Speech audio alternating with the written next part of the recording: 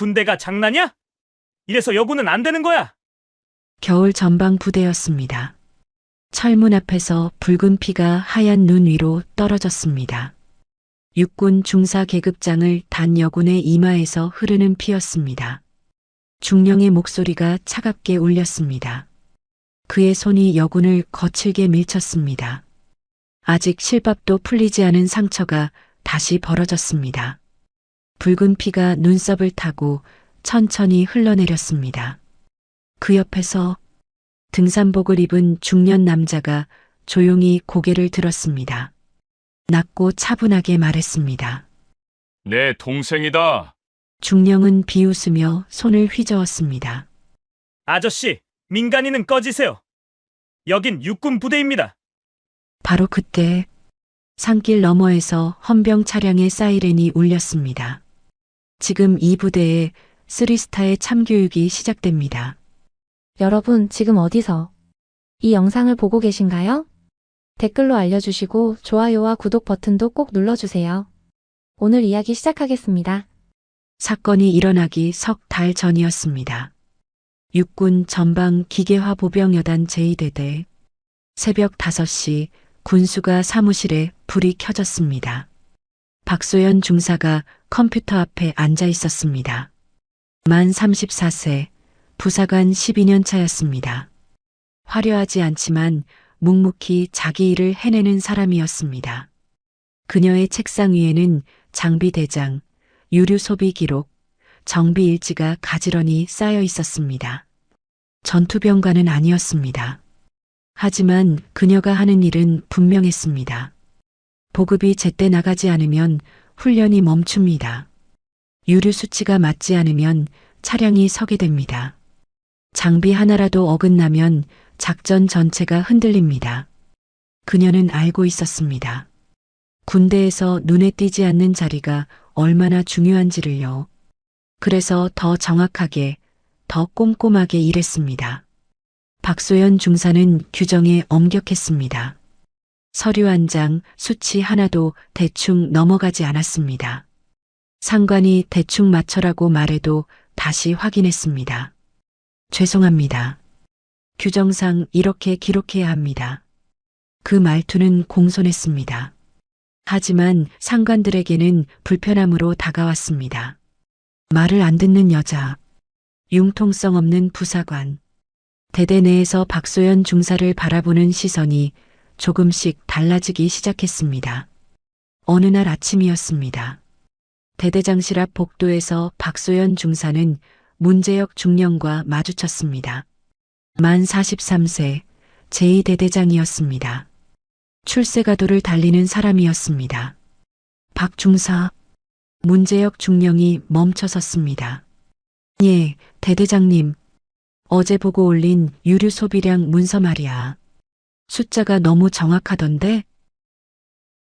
규정대로 기록했습니다. 조금 유연하게 써줄 수 없나? 박소연 중사는 잠시 침묵했습니다. 대대장님, 유류 소비는 감사 대상입니다. 정확해야 합니다. 문재혁 중령의 표정이 굳어졌습니다. 박 중사, 자네 군 생활 몇 년째지? 12년입니다. 그럼 알겠네. 군대가 어떻게 돌아가는지. 예. 서류란 게 말이야. 항상 정확할 순 없어. 융통성이 필요하다고. 박소연 중사는 대답하지 않았습니다. 문재혁 중령이 그녀의 어깨를 툭 쳤습니다. 다음부터는 조금 더 유연하게 써. 알았지? 충성. 그는 복도를 지나갔습니다. 박소연 중사는 사무실로 돌아왔습니다. 유류 소비 기록이 화면에 떴습니다. 숫자는 정확했습니다. 하지만 그 정확함이 지금은 짐처럼 느껴졌습니다.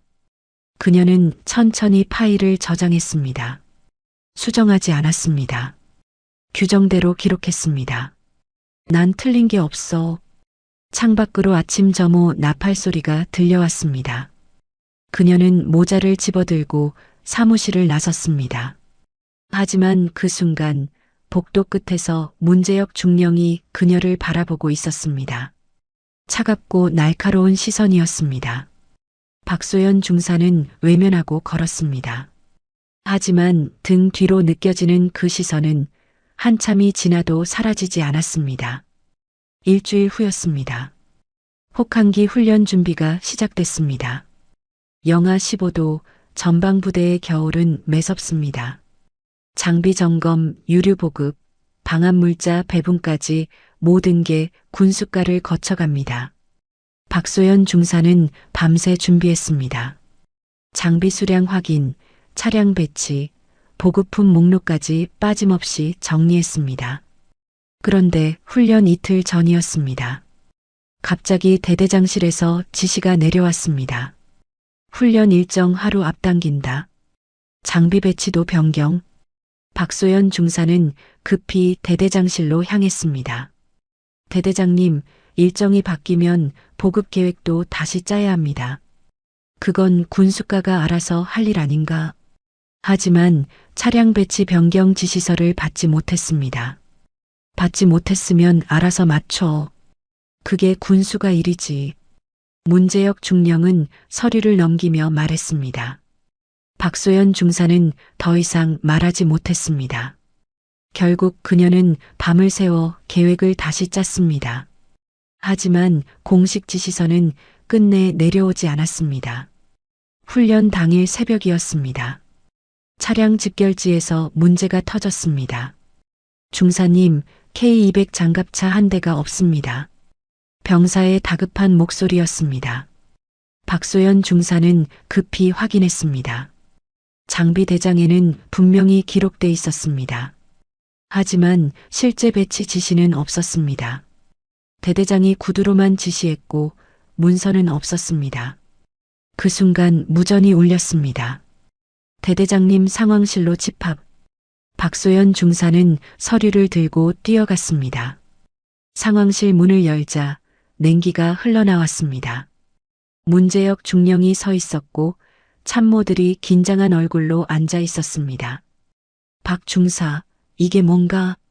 대대장이 서류를 집어 던졌습니다. 바닥에 펼쳐진 건 장비 배치표였습니다. 장갑차 한 대가 왜 없지? 대대장님, 배치 변경 지시서를 받지 못했으면 알아서 확인했어야지. 하지만 공식 문서 없이는 장비를 옮길 수 없습니다. 지금 나한테 규정 타령이야? 문재혁 중령의 목소리가 커졌습니다. 이건 군수가 관리 부실이다. 명백한 업무 태만이야. 박소연 중사는 할 말을 잃었습니다. 참모들은 고개를 숙였습니다. 아무도 거들지 않았습니다. 보고서 다시 써. 윗선에 올라가기 전에. 어떻게 쓰라는 말씀이십니까? 문제없어 보이겠어. 알아듣겠나? 박소연 중사는 서류를 집어들었습니다. 손이 떨렸습니다. 상황실을 나왔습니다. 복도는 텅 비어 있었습니다. 그녀는 벽에 기대섰습니다. 윗선에 문제없어 보이게 쓰라고 사실을 왜곡하라는 소리였습니다. 하지만 거부하면 어떻게 될까요? 박소연 중사는 눈을 감았습니다. 결국 그날 보고서는 반려됐습니다. 그리고 새로운 보고서가 올라갔습니다. 군수가 중사 박소연, 장비관리 소홀. 그녀의 이름이 문서에 남았습니다. 그날 이후 박소연 중사는 문제 있는 간부가 됐습니다. 그날부터 분위기가 달라졌습니다. 아침 점호 때 병사들이 박소연 중사와 눈을 마주치지 않았습니다. 복도에서 마주치면 고개를 돌렸습니다. 식당에서도 그녀의 옆자리는 비어 있었습니다. 아무도 먼저 말을 걸지 않았습니다. 괜히 엮이면 자신들도 찍힐까 봐서였습니다. 군대에서 문제 있는 사람 옆에 서는 건 자신도 문제가 되는 것과 같았습니다. 박소연 중사는 알고 있었습니다. 이게 어떻게 돌아가는지를요. 그래서 먼저 다가가지 않았습니다. 점심시간이었습니다. 군수가 사무실에 혼자 남았습니다. 도시락을 펼쳤지만 목으로 넘어가지 않았습니다. 창밖으로 병사들이 웃으며 지나갔습니다. 그 웃음소리가 멀게 느껴졌습니다. 저녁 6시 퇴근 시간이었습니다. 다른 부사관들은 하나둘 자리를 떴습니다. 박소연 중사만 남았습니다. 그녀는 다시 장비대장을 펼쳤습니다. 수치를 확인하고 또 확인했습니다. 틀린 게 없었습니다. 하지만 문서에는 이미 그녀의 이름이 남아 있었습니다. 군수가 중사 박소연, 장비관리 소홀. 사실이 아니었습니다. 하지만 아무도 그걸 바로 잡아주지 않았습니다. 밤 10시가 넘었습니다. 사무실 불은 여전히 켜져 있었습니다. 박소연 중사는 키보드를 두드렸습니다. 다음 주 훈련 보급 계획서를 작성하고 있었습니다. 이번엔 실수할 수 없었습니다. 모든 수치를 3번씩 확인했습니다. 차량 배치, 유류 소비량, 장비 정비 일정까지 빠짐없이 기록했습니다. 그때 복도에서 발소리가 들렸습니다. 문재혁 중령이었습니다. 그는 군수가 사무실 앞을 지나가다 멈춰 섰습니다. 아직도 일하나? 예. 요즘 야근이 잦던데. 일이 많나? 아닙니다. 그래. 그럼 일 처리가 느린 건가? 박소연 중사는 대답하지 않았습니다. 문재혁 중령이 사무실 안으로 들어왔습니다. 그녀의 모니터를 내려다봤습니다. 보급 계획서 쓰고 있군. 이번엔 실수 없겠지? 최선을 다하겠습니다. 최선? 지난번에도 최선이었나? 박소연 중사는 입술을 깨물었습니다. 문재혁 중령이 책상을 톡톡 두드렸습니다. 박 중사, 군대는 말이야. 혼자 잘난다고 되는 게 아니야. 조직이 중요한 거지. 알고 있습니다. 그래. 그럼 앞으로 좀 더 유연하게 일하길 바라. 그는 돌아서서 나갔습니다. 사무실이 다시 조용해졌습니다. 박소연 중사는 모니터를 바라봤습니다. 화면이 흐릿하게 보였습니다. 눈물이 차올랐지만 흘리지 않았습니다. 그녀는 키보드를 다시 두드렸습니다. 한 글자, 한 글자 정확하게 입력했습니다. 수치는 맞았습니다. 하지만 그 정확함이 이제는 무기력하게 느껴졌습니다. 박소연 중사는 혼잣말처럼 중얼거렸습니다. 난 틀린 게 없는데. 창밖으로 차가운 바람이 불어왔습니다. 그녀는 창문을 닫았습니다. 하지만 가슴속 냉기는 막을 수 없었습니다. 그날 밤 박소연 중사는 새벽 2시가 넘어서야 사무실을 나섰습니다. 복도는 어둡고 텅 비어 있었습니다. 그녀의 발소리만이 홀로 울렸습니다. 한 달이 지났습니다. 어느 금요일 저녁이었습니다. 대대장실에서 공지가 내려왔습니다. 오늘 저녁 7시 대대장 주간 회식, 전 간부 참석.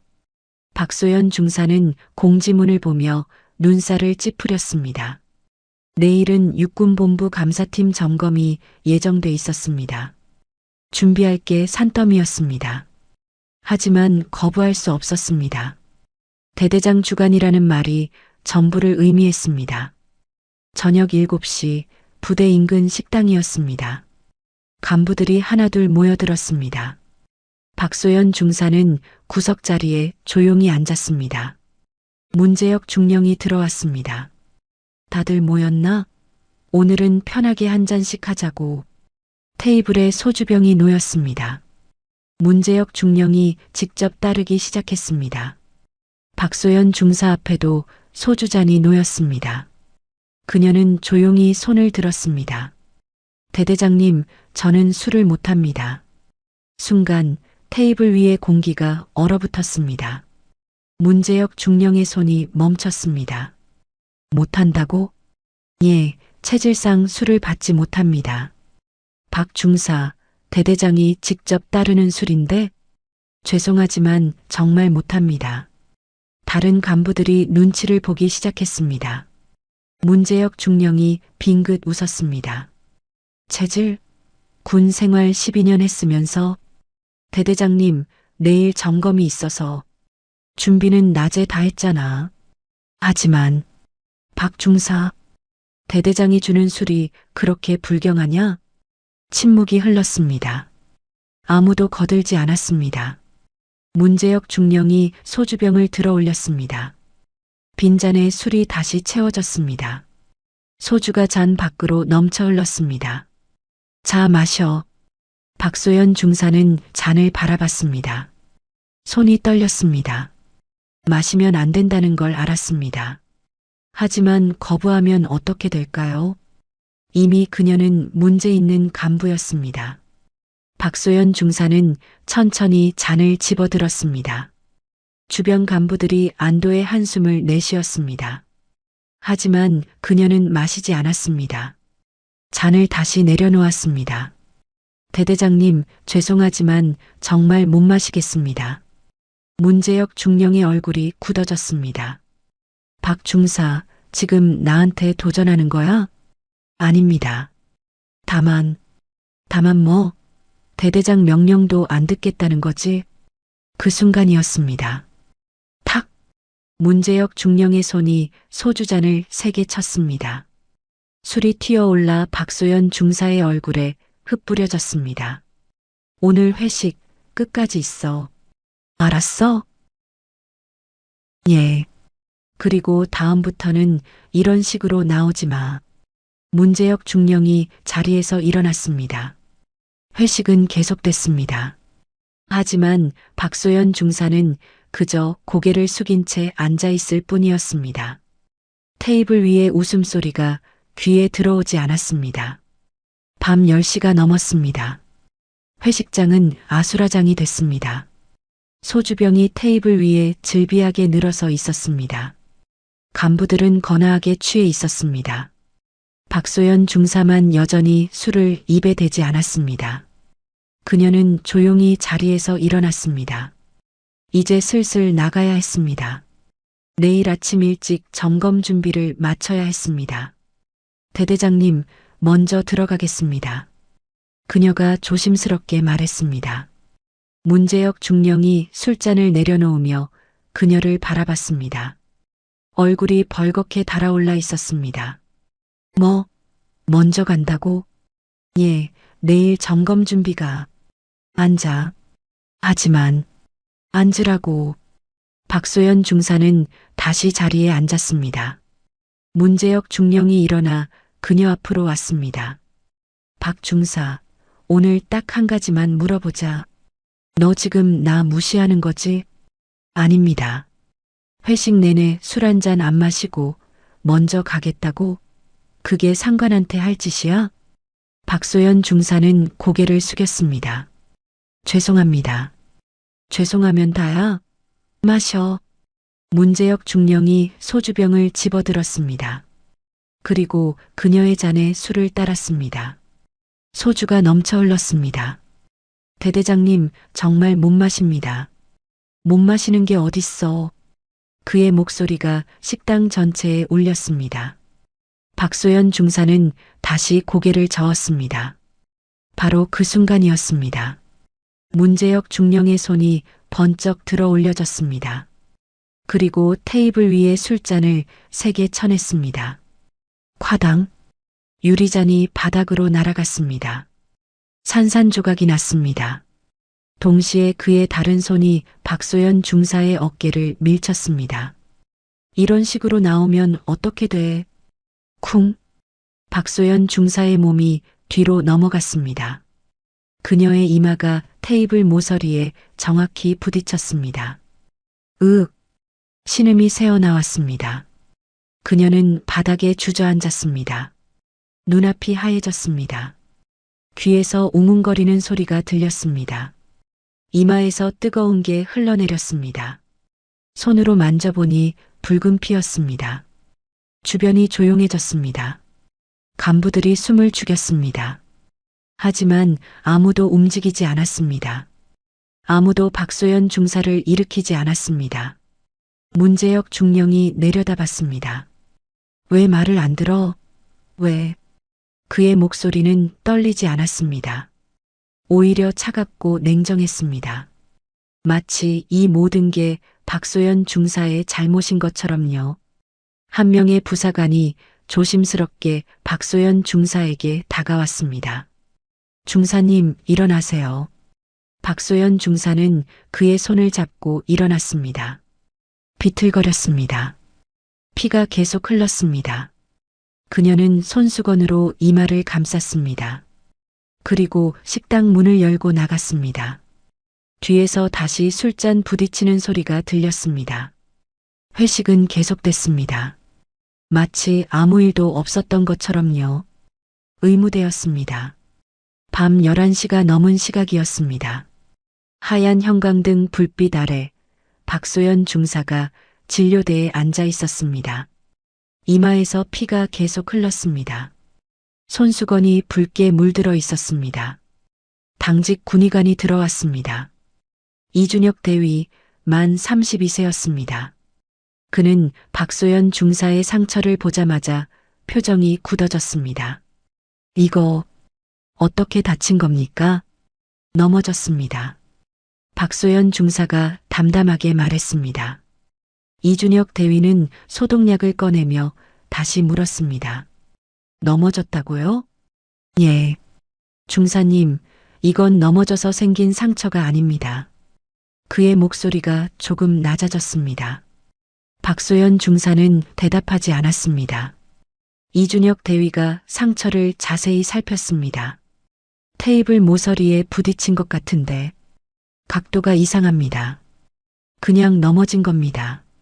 중사님, 이준혁 대위가 그녀의 눈을 똑바로 바라봤습니다. 이건 누가 밀지 않으면 생길 수 없는 상처입니다. 박소연 중사는 고개를 돌렸습니다. 제가 조심하지 못했습니다. 중사님, 지금 거짓말 하시는 거 아닙니까? 아닙니다. 이준혁 대위는 한숨을 내쉬었습니다. 그는 알고 있었습니다. 이게 어떻게 돌아가는지를요. 진실을 말해도 보호받지 못한다는 걸요. 오히려 더 큰 불이익을 당한다는 걸요. 소독하겠습니다. 조금 따가울 겁니다. 그는 더 이상 묻지 않았습니다. 소독약이 상처에 닿았습니다. 박소연 중사는 이를 악물었습니다.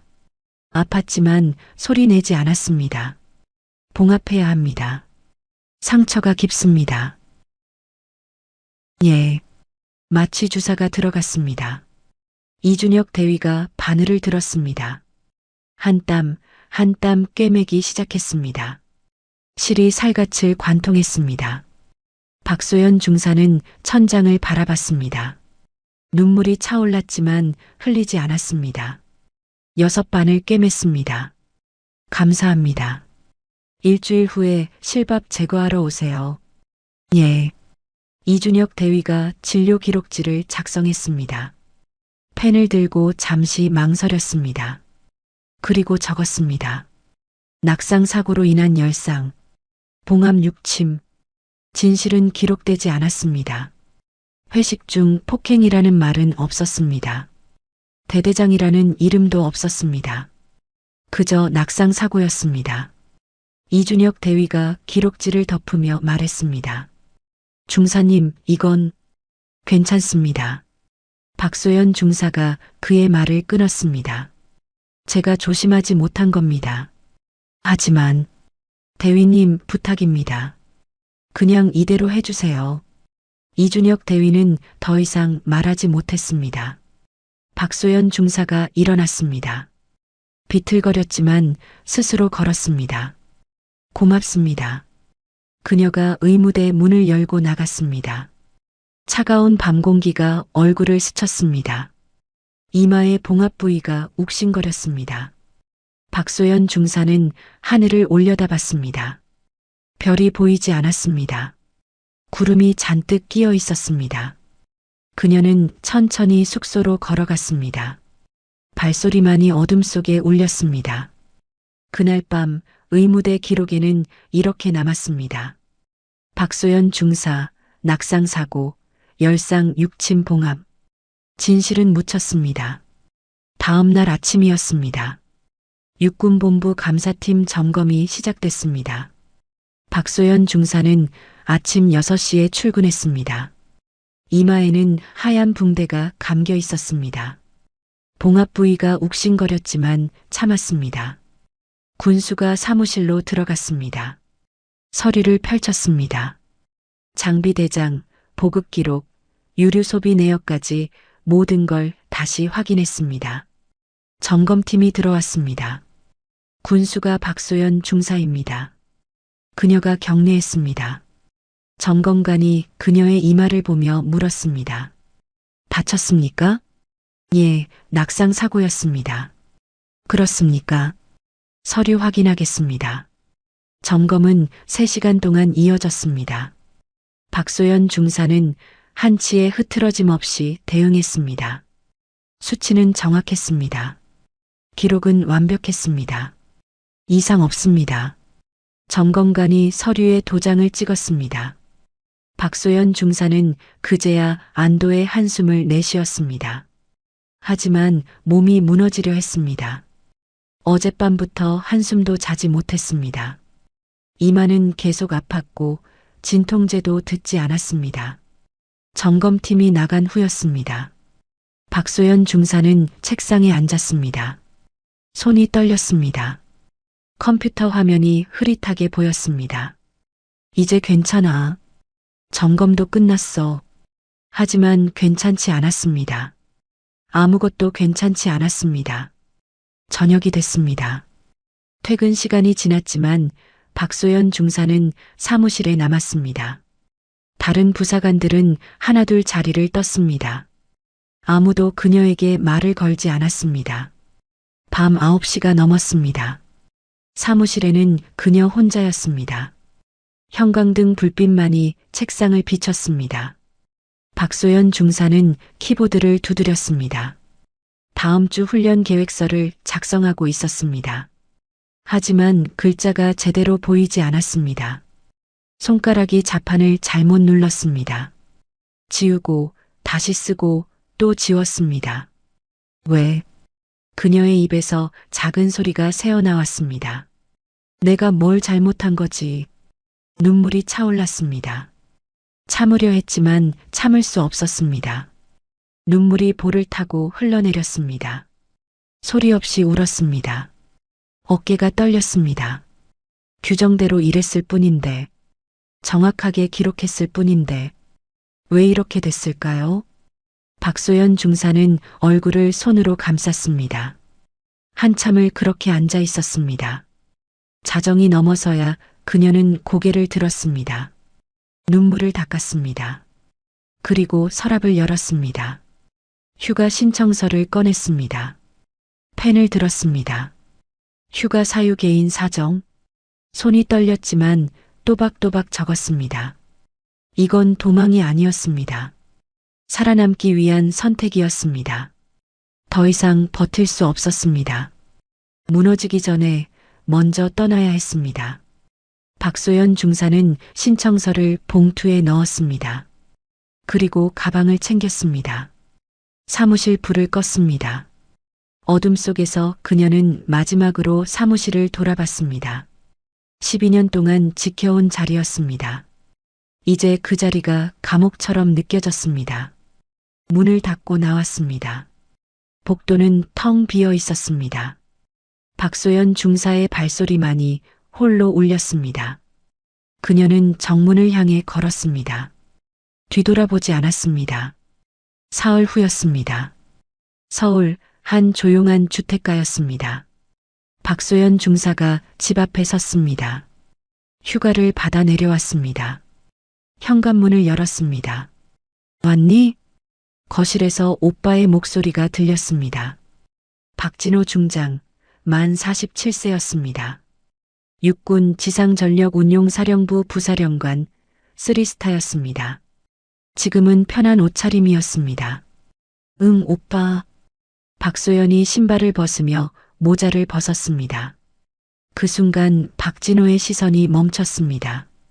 이마에 붕대가 감겨 있었습니다. 실밥이 비쳐 보였고 멍 자국도 남아 있었습니다. 박진호는 천천히 다가왔습니다. 이마. 아, 이거 넘어져서 다쳤어. 별거 아니야. 박진호는 그녀의 얼굴을 자세히 봤습니다. 눈가에도 희미한 멍이 있었습니다. 팔목에도 손가락 자국이 남아 있었습니다. 넘어져서? 응. 거짓말. 박소연은 고개를 돌렸습니다. 오빠, 진짜 아무것도 아니야. 소연아, 누가 했어? 그의 목소리는 차분했습니다. 화내지도 소리치지도 않았습니다. 하지만 그 낮은 목소리가 더 무거웠습니다. 박소연은 입술을 깨물었습니다. 말해. 대대장이야. 문재혁 중령. 언제? 사흘 전 회식 때. 박소연은 천천히 말했습니다. 술을 강요당한 것, 거부했다가 밀쳐진 것, 테이블 모서리에 머리를 부딪힌 것까지. 박진호는 말없이 들었습니다. 표정은 변하지 않았지만 주먹이 천천히 쥐어졌습니다. 오빠, 그냥 넘어가. 뭐? 밝혀도 의미 없어. 오히려 내가 더 힘들어질 거야. 박소연의 목소리가 떨렸습니다. 군대가 어떤 곳인지 알잖아. 피해자가 더 불리해. 그리고 나 괜찮아. 박진호는 그녀를 바라봤습니다. 12년 동안 묵묵히 군 생활을 해온 동생이었습니다.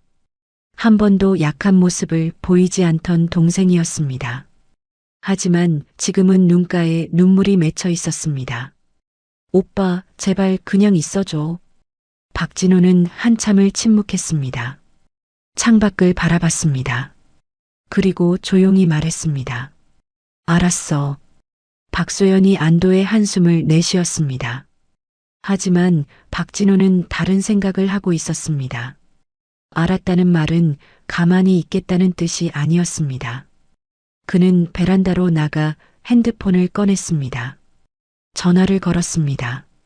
김대령. 예, 부사령관님. 문재혁 중령, 제2대대장. 최근 3년 기록 전부 보고해.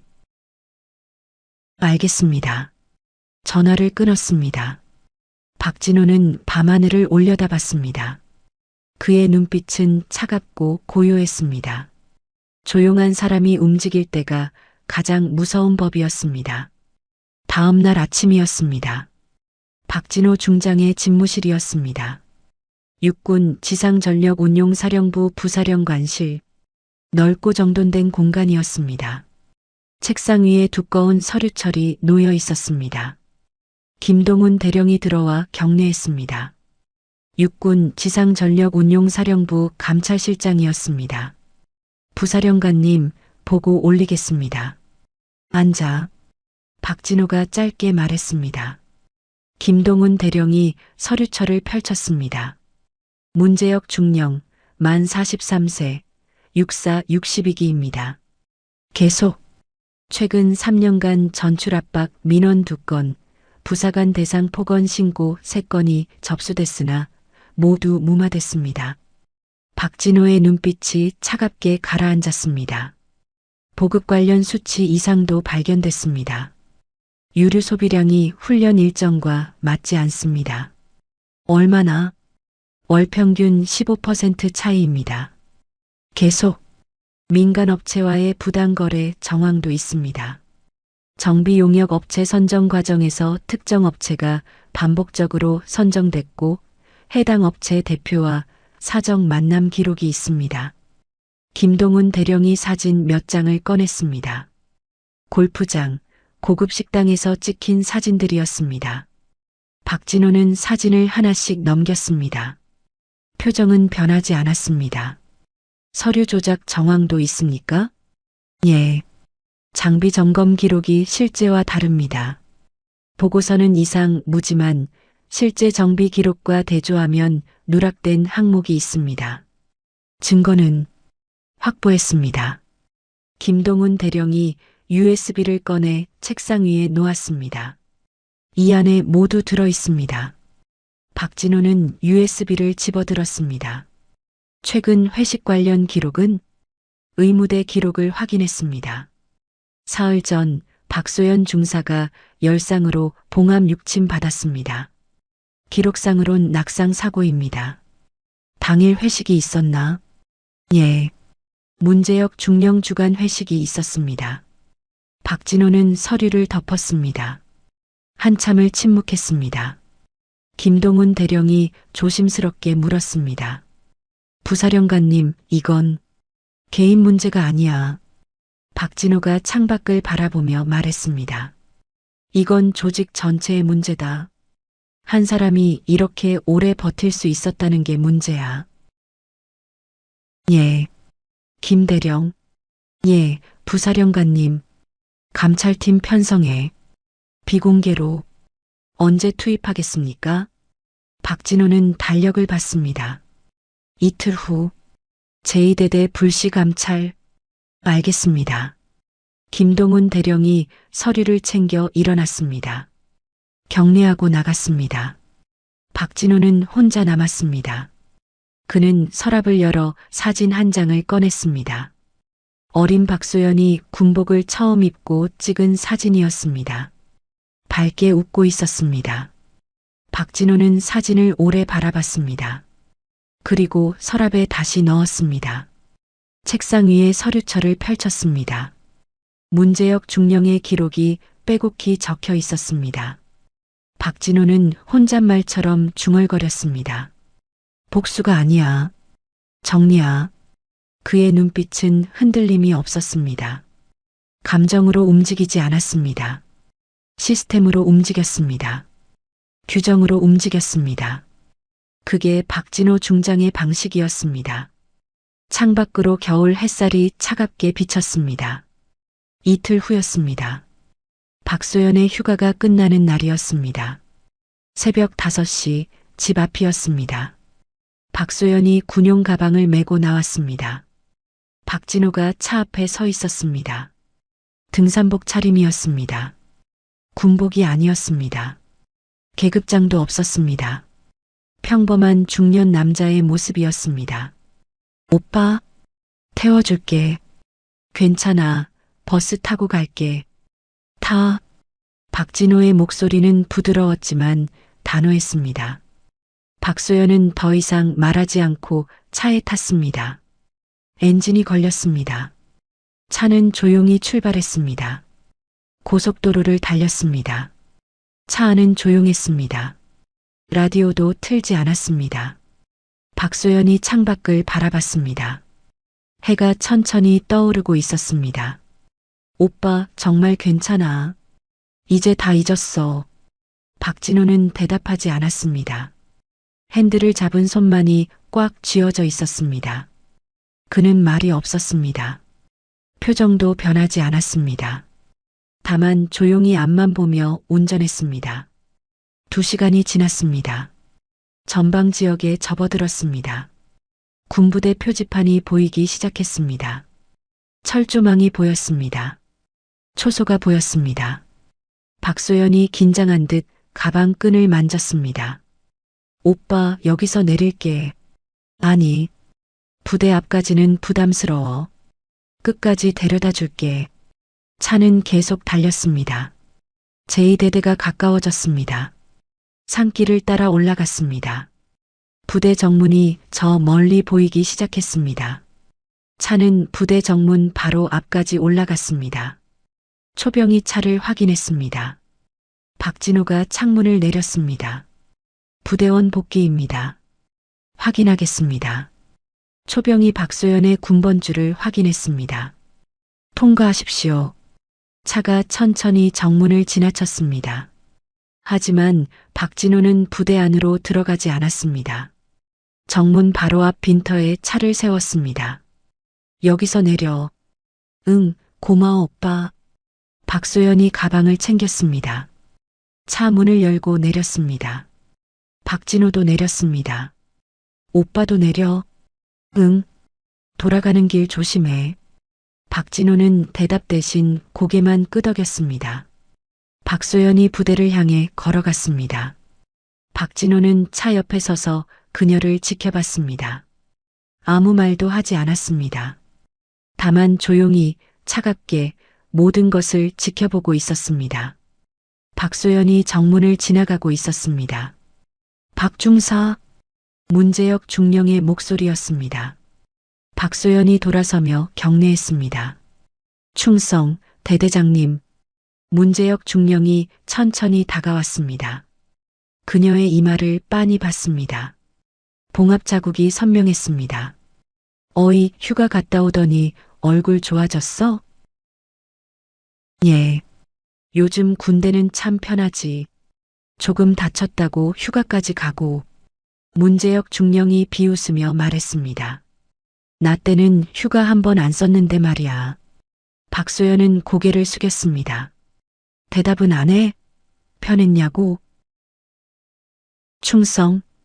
그래, 이제 돌아왔으니까 제대로 일 좀 해야지. 문재혁 중령이 한 걸음 더 다가왔습니다. 앞으로는 말 잘 들어. 알았지? 예. 바로 그 순간이었습니다. 문재혁 중령의 손이 박소연의 가슴팍을 거칠게 밀쳤습니다. 제대로 대답해. 쿵. 박소연의 몸이 뒤로 휘청거렸습니다. 균형을 잃었습니다. 뒤로 넘어지며 머리가 정문 철제 기둥에 부딪혔습니다. 으윽. 박소연이 바닥에 주저앉았습니다. 이마의 봉합 부위가 다시 찢어졌습니다. 붉은 피가 눈썹을 타고 흘러내렸습니다. 뚝뚝. 하얀 눈 위로 피가 떨어졌습니다. 정문 밖에서 지켜보던 박진호의 눈빛이 변했습니다. 그는 달려왔습니다. 정문을 향해 빠르게 걸어왔습니다. 소연아. 박소연 옆에 무릎을 꿇었습니다. 그녀의 이마를 확인했습니다. 피가 계속 흘렀습니다. 문재혁 중령이 그 모습을 보고 얼굴을 찌푸렸습니다. 뭐야, 저 사람? 그가 박진호에게 다가갔습니다. 아, 여기가 어디라고 함부로 들어와? 박진호가 천천히 고개를 들었습니다. 뭐야? 군부대가 장난인 줄 알아? 문재혁 중령의 목소리가 높아졌습니다. 남자친구나 데려오고 민간인은 빠지라고. 그가 박진호의 어깨를 밀었습니다. 당장 나가. 박진호는 움직이지 않았습니다. 다만 문재혁 중령을 조용히 바라봤습니다. 그의 눈빛은 차갑고 고요했습니다. 화내지 않았습니다. 소리치지도 않았습니다. 하지만 그 침묵이 더 무서웠습니다. 뭐야, 말도 안 해? 귀머거리야? 문재혁 중령이 다시 소리쳤습니다. 바로 그때였습니다. 산길 너머에서 사이렌 소리가 들려왔습니다. 헌병 차량이었습니다. 세 대가 연이어 정문 앞에 멈춰섰습니다. 뒤이어 검은색 승용차가 도착했습니다. 문이 열리고 헌병들이 일제히 내렸습니다. 그리고 한 명의 장교가 나타났습니다. 김동훈 대령, 육군 지상전력운용사령부 감찰실장이었습니다. 그가 박진호에게 다가와 경례했습니다. 충성, 감찰실장 김동훈 대령, 도착했습니다. 그 순간 문재혁 중령의 얼굴이 하얗게 질렸습니다. 김동훈 대령이 박진호 앞에서 경례를 유지하고 있었습니다. 충성, 감찰실장 김동훈 대령, 도착했습니다. 문재혁 중령은 멍하니 그 모습을 바라봤습니다. 감찰실장이 왜 저 민간인한테 경례를? 주변 초병들도 얼어붙었습니다. 헌병들이 일제히 정렬했습니다. 그리고 동시에 경례했습니다. 충성. 그 소리가 겨울 공기를 가르며 울렸습니다. 박진호가 천천히 일어났습니다. 박소연을 조심스럽게 일으켰습니다. 괜찮아? 응. 박진호가 김동훈 대령을 향해 고개를 끄덕였습니다. 수고했어. 충성. 문재혁 중령은 여전히 상황을 이해하지 못했습니다. 대령이 저 사람한테 충성이라고? 그때 헌병 차량에서 또 한 명이 내렸습니다. 헌병 대장이었습니다. 그도 박진호에게 다가와 경례했습니다. 충성, 육군 지상전력운용사령부 부사령관님, 헌병대 도착 완료했습니다. 부사령관. 그 말이 문재혁 중령의 귀에 꽂혔습니다. 부사령관? 육군 지상전력운용사령부. 그의 얼굴이 하얗게 질렸습니다. 손이 떨리기 시작했습니다. 박진호가 천천히 문재혁 중령을 향해 걸어왔습니다. 여전히 등산복 차림이었습니다. 계급장은 없었습니다. 하지만 그의 존재감이 달랐습니다. 공기가 무거워졌습니다. 문재혁 중령은 본능적으로 한 걸음 뒤로 물러섰습니다. 박진호가 그의 앞에 섰습니다. 그리고 낮게 말했습니다. 문재혁 중령. 충성. 문재혁 중령이 황급히 경례했습니다. 손이 떨렸습니다. 내 동생을 방금 밀쳤지? 그건 물어본 거야. 밀쳤냐, 안 밀쳤냐? 밀쳤습니다. 왜? 그게. 문재혁 중령은 대답하지 못했습니다. 변명이 떠오르지 않았습니다. 박진호가 박소연의 이마를 가리켰습니다. 피가 여전히 흘러내리고 있었습니다. 이 상처도 내가 한 거지? 아닙니다. 그건 낙상 사고였습니다. 낙상?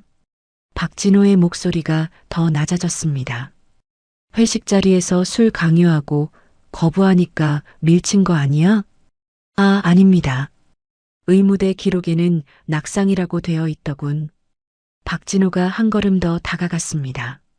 그런데 이상하게도 같은 날 내주간 회식이 있었어. 우연이야? 문재혁 중령은 식은땀을 흘렸습니다. 부사령관님, 오해이십니다. 저는 오해? 박진호가 그의 말을 끊었습니다. 그럼 방금 내 동생 민 건 오해야? 그건 내가 직접 봤어. 내가 밀쳤어. 그리고 피가 났어. 침묵이 흘렀습니다. 아무도 숨소리조차 내지 않았습니다. 박진호가 천천히 말했습니다. 난 복수하러 온 게 아니야. 충성. 정리하러 왔어. 그 말과 함께 김동훈 대령이 앞으로 나왔습니다. 문재혁 중령, 지금부터 육군 지상전력운용사령부 감찰을 시작합니다. 예. 최근 3년간 보급 기록, 유류 소비 내역, 민간업체 거래 내역, 부사관 대상 폭언 및 폭행건 전부 조사 대상입니다. 문재혁 중령의 다리가 풀렸습니다.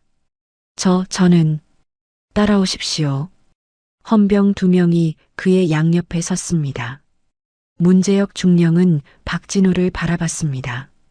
하지만 박진호는 더 이상 그를 보지 않았습니다. 그는 박소연에게 다가가 조용히 물었습니다. 의무대 가자. 응. 두 사람이 걸어갔습니다. 부사령관의 정체가 밝혀진 직후였습니다. 김동훈 대령이 무전기를 들었습니다. 전팀 투입. 지금 당장. 헌병들이 일제히 움직였습니다. 제2대대 본부로 진입했습니다. 모든 인원 현재 위치에서 대기하십시오. 복도가 순식간에 통제됐습니다. 대대장실 문이 열렸습니다. 감찰팀이 들어가 서류를 압수하기 시작했습니다. 컴퓨터 하드 전부 확보, 문서암 봉인, 개인 사물함도 확인, 군수과도 마찬가지였습니다. 3년치 보급 기록이 박스에 담겼습니다. 유류 소비 내역, 장비 점검표, 정비 계약서까지 모두 압수됐습니다. 박소연 중사가 서류를 건넸습니다. 이게 원본 기록입니다. 김동훈 대령이 받아들었습니다. 고맙습니다. 상황실이 임시조사실로 바뀌었습니다. 증인 소환이 시작됐습니다. 첫 번째 증인이 들어왔습니다. 군수가 부사관이었습니다. 대대장이 수치를 바꾸라고 지시했습니까? 예, 했습니다. 언제부터입니까? 작년부터입니다.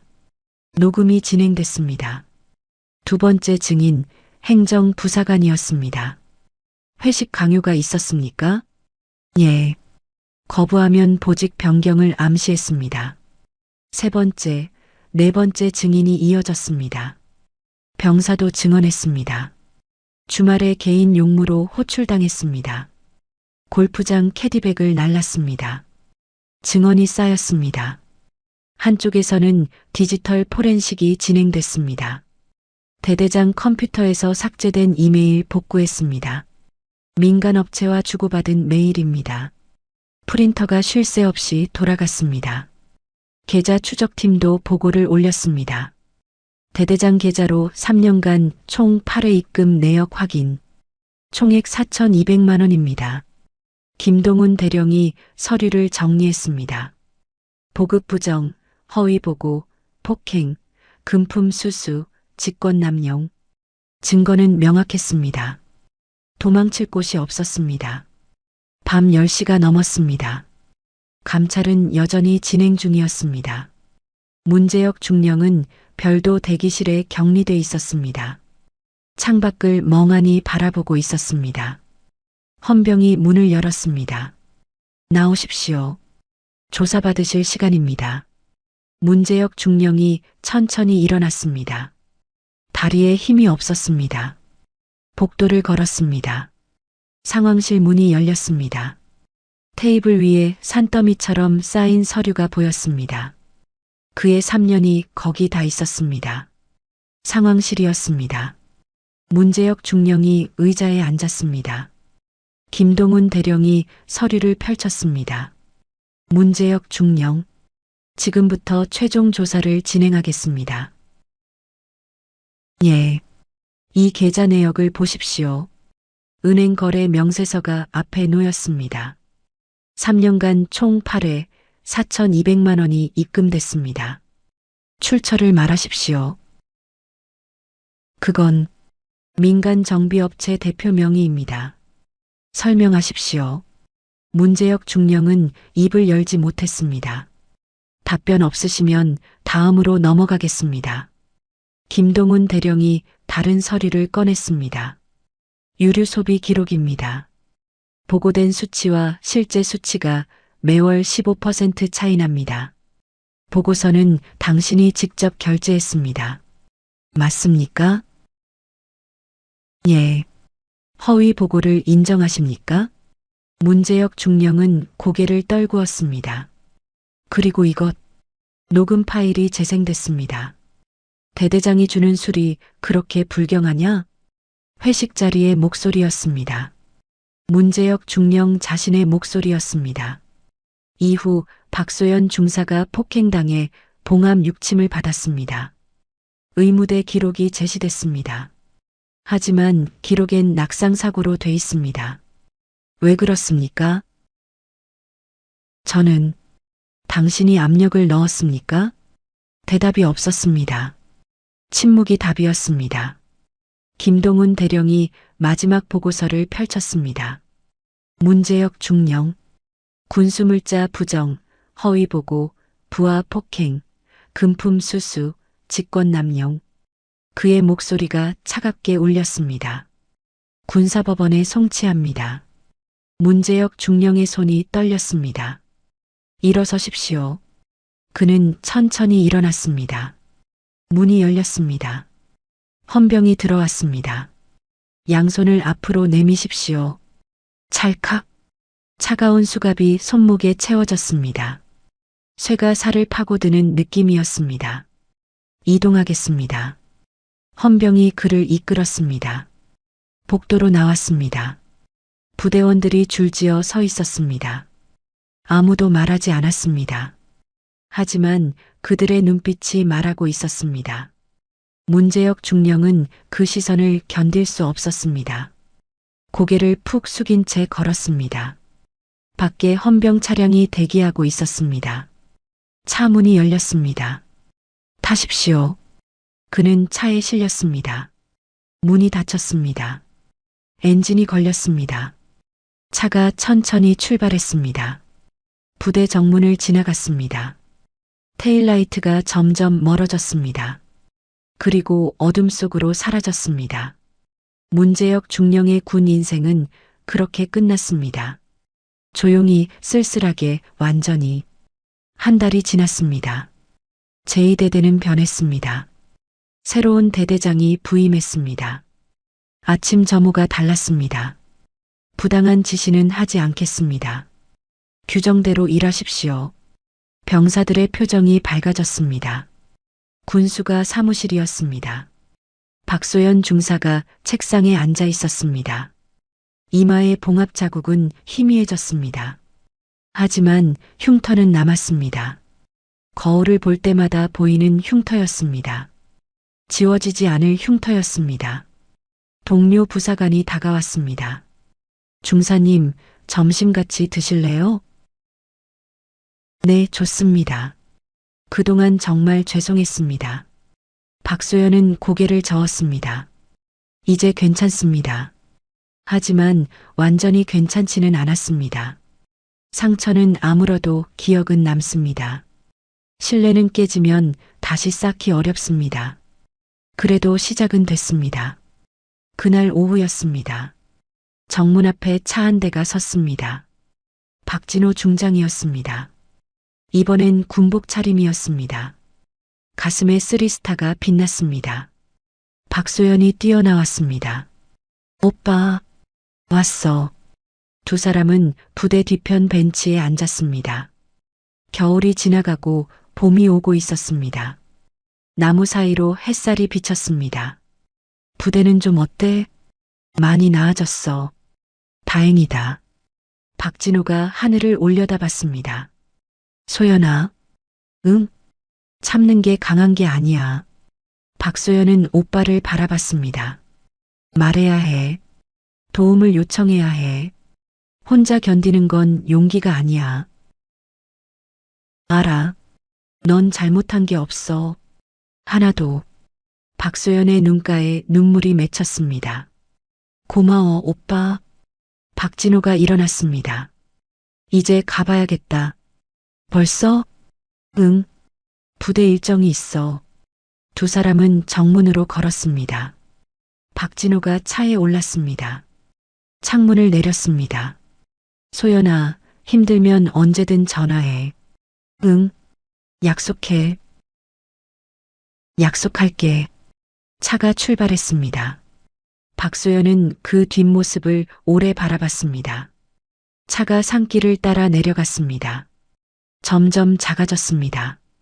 그리고 시야에서 사라졌습니다. 박소연은 부대로 돌아왔습니다. 군수가 사무실로 들어갔습니다. 책상에 앉았습니다. 모니터를 켰습니다. 업무가 기다리고 있었습니다.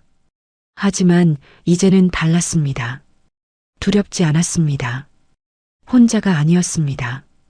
창밖으로 봄바람이 불어왔습니다. 따뜻했습니다. 박소연은 키보드를 두드리기 시작했습니다. 앞으로 갈 길이 멀었습니다. 흉터는 남았습니다. 하지만 이제 걸을 수 있었습니다. 다시 시작할 수 있었습니다. 여러분, 참는 게 강한 게 아닙니다. 용기는 혼자 견디는 게 아니라 도움을 요청하는 겁니다. 오늘 이야기가 여러분께 작은 위로가 되었기를 바랍니다.